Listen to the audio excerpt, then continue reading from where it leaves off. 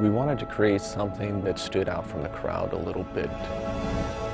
This is the reveal of the big mystery that Halo and Halo 2 have been driving toward. Where are we? Who is this? What's happening? The Covenant have uncovered something that is immense.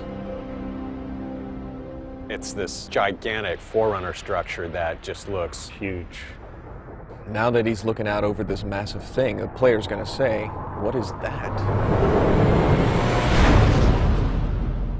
The other part of the story that's important, of course, is that Cortana is in trouble. I'll detonate in Emberclad's reactor, just like we did the Autumn's. No, I don't want to chance a remote detonation. I need to stay here. Cortana has been left away from the Chief. She's in the clutches of the Gravemind. I will ask, and you will answer. All right. Shoot. We don't know what's happened to her since then. I have defied gods and demons. We don't know it's Cortana. It could be any sort of bizarre, almost satanic sort of voice. I am your shield. I am your sword. Something seems wrong. I know you. Your past. Your future. I think the expectation is huge. Everybody I talk to, if you mention Halo, everybody's immediate reaction is, how's Halo 3? I think what is going to strike people is the scale. That's real stuff way out there. I mean, we pushed it as far as we possibly could push it. We always wanted to have that epic feel, but due to the limitation of technology, it always fell short.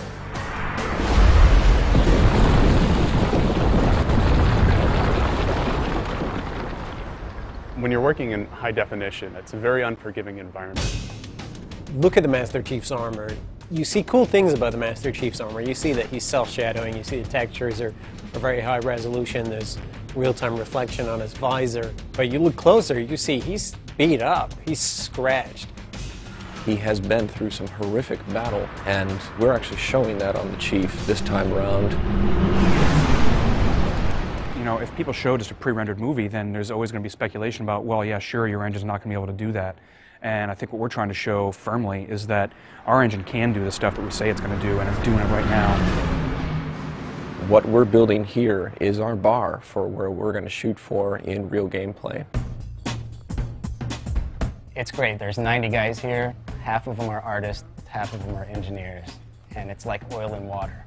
All the left-brain people and all the right-brain people, and both groups think that they're really the people in charge. Apparently engineering is quite important. Oh, of course, it's a science. I like to draw pretty pictures. So I get to do that, I suppose. It's all about the lighting, it's all about the, the additional detail, the bump mapping, I can't remember all their terminologies, and the Huda-Hada, and the triple specular shields, and so on and so forth. In Halo 3, you have like entire dynamic range available for you. So, things are bright, things are dark. You have the whole contrast there. For example, the sky. It's a new way of doing our sky, like from Halo 2. Every now and then, it'll catch my eye still, and then realizing, wow, I can't believe we're able to pull that off. For the announcement, it's gone really well. It hasn't been as much of a monkey shit fight as it could have been. Pooned would be people make decisions that affect us and they don't really worry about it. Like, oh, it's all right, the sound guys will figure it out at the end of the chain. And we do, always, but sometimes it feels a little like you got shat on a few too many times. Everyone else is prolonging my part of the job. I'm actually just making it better. So that's how that works. I think Marty's is pretty diverse in the way that he composes and the styles that he composes in. The fanfare is actually a new theme. And I don't know if it's ever going to show up ever again. At times he's pulling out, Enya. Oh no, I didn't say that. At times he's paying homage to other artists. There are no monks singing in this. The only hint that I want to give anybody that this is Halo is that I'm going to be in E Dorian. I actually just played an octave on the piano, just straight E's. When I played it back, I realized that it instantly got my attention. For this one, we had a great session with live orchestra, which is a bit above and beyond what we've done in the past. Master Chief is coming out of a desert, blowing heat, wind, completely obscured. So I wanted it to sound almost ethereal, just to bring some tension in and then have it open up slowly. The music and the sound is all about the drama. I'm just trying to absolutely score the drama of this moment. I mean, I think in the end, you're absolutely going to be able to play exactly what you're watching in this trailer.